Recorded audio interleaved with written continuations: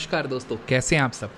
SMC के बारे में आज हम बात करेंगे, जो कि स्मार्ट मनी कॉन्सेप्ट है। जी हाँ दोस्तों, ट्रेडिंग में आपने कई बार सुना होगा स्मार्ट मनी कॉन्सेप्ट, जिसको कई सारे लोग ऑपरेटर भी बोलते हैं। आज की बात करें तो भारतीय बाज़ारों में स्मार्ट मनी कॉन्सेप्ट बहुत अच्छे से प्ले करता है और इसमें भी आपको समझ के काम करना होगा।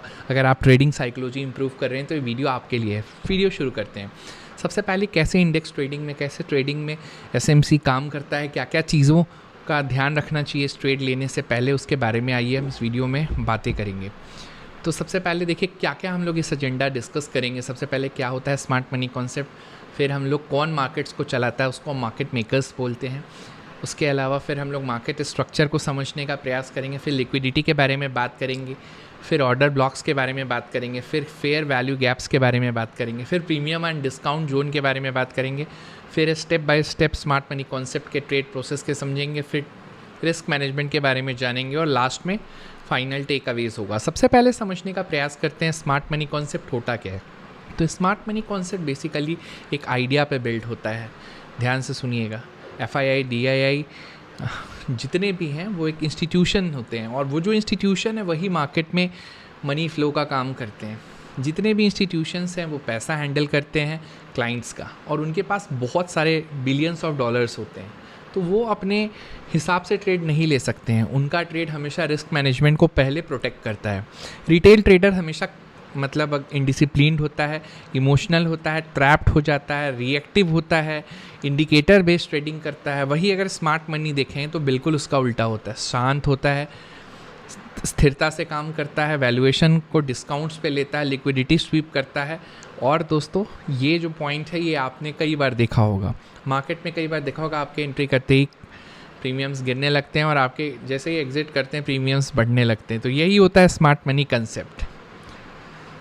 FIIs होते कौन है स्मार्ट मनी कॉन्सेप्ट में, कौन कौन स्मार्ट मनी का काम करता है मार्केट में, मार्केट मेकर्स कौन कौन होते हैं। तो सबसे पहले हो गए FIIs को हम फॉरेन पोर्टफोलियो इन्वेस्टर्स भी बोलते हैं, फॉरेन इंस्टीट्यूशनल इन्वेस्टर्स भी बोलते हैं। DIIs जो कि डोमेस्टिक इंस्टीट्यूशनल इन्वेस्टर्स हो गए, फिर मार्केट मेकर्स हो गए, प्रॉप डेस्क हो गए, HNIs हो गए और कुछ ऑपरेटर्स हो गए। HNIs मतलब हाई नेटवर्थ इंडिविजुअल्स। समझने की कोशिश कीजिएगा कौन होता है स्मार्ट मनी कंसेप्ट में, क्या क्या पॉइंट्स होती है, उसको समझने का प्रयास करते हैं। तो सबसे पहले मार्केट में कैसे ट्रेड करते हैं, कैसे वो एक बेसिकली जो स्मार्ट मनी होता है वो आपको एक स्ट्रक्चर बना के देता है। आप उसी स्ट्रक्चर में फिर फंस जाते हैं और फिर ट्रेड करते हैं। फिर वो आपकी लिक्विडिटी लेता है और फिर आपके स्टॉप लॉसेस हिट करा देता है। फेयर वैल्यू के कॉन्सेप्ट को भी समझना बहुत ज़रूरी है। किसी भी चीज़ को बिना फेयर वैल्यू के बाई और सेल करना रिस्की होता है। और कभी कभी दोस्तों स्मार्ट मनी कॉन्सेप्ट मार्केट्स को प्रीमियम जोन में लेके चला जाता है। जैसे आपने देखा होगा कि स्पॉट प्राइस बढ़ नहीं रहा है लेकिन फ्यूचर के प्राइस बढ़ रहे हैं, और कई बार आपने देखा होगा कि स्पॉट प्राइस गिर रहा है लेकिन फ्यूचर के प्राइस नहीं गिर रहे हैं, या स्पॉट प्राइस से ज़्यादा फ्यूचर के प्राइस गिर रहे हैं। तो उसको हम डिस्काउंट बोलते हैं। तो जब भी प्रीमियम होता है तो बायर के लिए अच्छा होता है, और डिस्काउंट होता है तो सेलर के लिए अच्छा होता है। बहुत सिंपल सी कॉन्सेप्ट है। डिमांड सप्लाई का कॉन्सेप्ट भी मार्केट में उतना ही रोल प्ले करता है। अगर मार्केट में आज की बात की जाए तो डिमांड सप्लाई बहुत इंपॉर्टेंट रोल प्ले करता है। डिमांड जोन और सप्लाई जोन हमेशा होता है। डिमांड जोन और सप्लाई जोन में दोस्तों बाइंग एंड सेलिंग के ऑर्डर्स को बहुत स्मार्टली एग्जीक्यूट किया जाता है। तो रिटेल ट्रेडर्स के साथ सबसे बड़ी समस्या है कि वो अपने आप पे कंट्रोल ही नहीं कर पाते हैं, उनको बहुत जल्दी होती है ट्रेड लगाने की। अब मार्केट के स्ट्रक्चर में समझने का प्रयास करते हैं। ब्रेक ऑफ स्ट्रक्चर, इसका मतलब क्या है, कब मार्केट में स्ट्रक्चर ब्रेक करता है वो समझने का प्रयास करते हैं, और वही स्ट्रक्चर पे दोस्तों ट्रेड पकड़ते हैं। आपने देखा होगा कई बार रेंज बाउंड मार्केट और अचानक से ब्रेक ऑफ स्ट्रक्चर होता है, मतलब बुलिश मोमेंटम पकड़ता है, तो वहाँ पे दोस्तों आपको तेज़ी देखने को मिलती है। और चेंज ऑफ कैरेक्टर जब भी होता है तो वार्निंग शिफ्ट होता है और नीचे की तरफ मार्केट को ढकेलता है। लिक्विडिटी की बात करते हैं तो दोस्तों लिक्विडिटी कहाँ पे स्वीप करता है वो समझने का प्रयास कीजिएगा।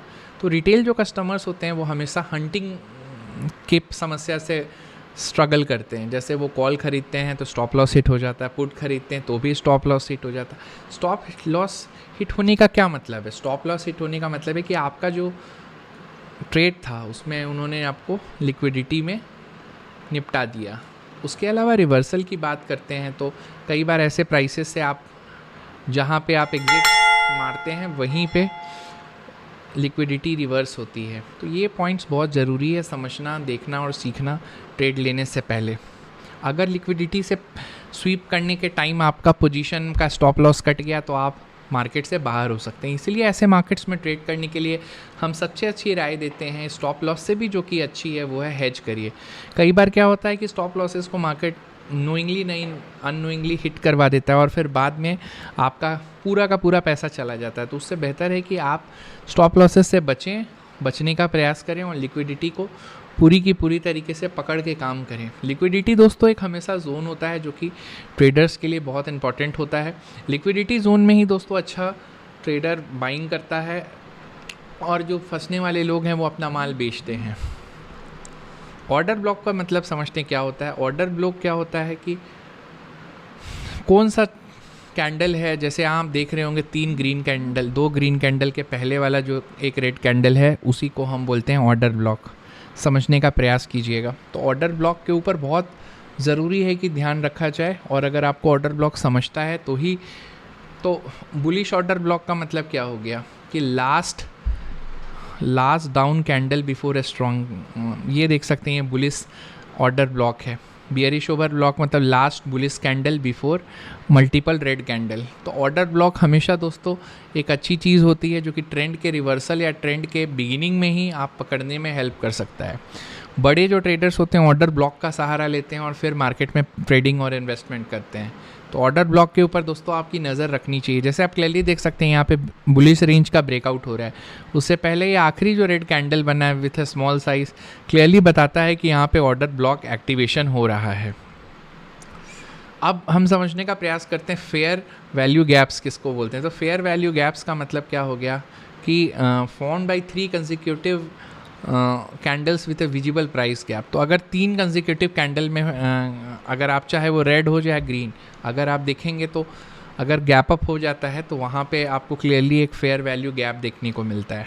तो अगर आप ध्यान से देखेंगे तो जो प्राइसेस होते हैं वो हमेशा उसी बॉक्स के आसपास ट्रेड करते हैं। तो या क्लियरली अगर आप देखेंगे तो जो फेयर वैल्यू गैप है उसी के रेंज में मार्केट ट्रेड करता है। तो जो ऑप्शन सेलर होते हैं वो नॉर्मली अपने प्रीमियम्स उसी रेंज में बेचते हैं।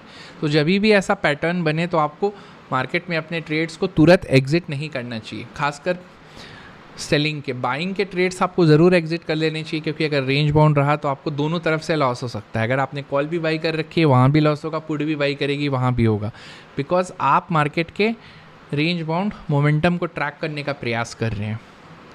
मार्केट में सबसे बड़ी समस्या है दोस्तों ट्रिगर। हेलो मोहित। समझने का प्रयास करते हैं प्रीमियम और डिस्काउंट जोन क्या होता है। तो प्रीमियम जोन आप समझने का प्रयास कीजिएगा। जहाँ पे भी जो शॉर्ट सेलर होते हैं वो प्रीमियम जोन के सेटअप क्रिएट करते हैं प्रीमियम जोन में, और जो डिस्काउंट जोन होते हैं उसमें बाइंग के ऑर्डर क्रिएट करते हैं। तो ये प्रीमियम एंड बाइंग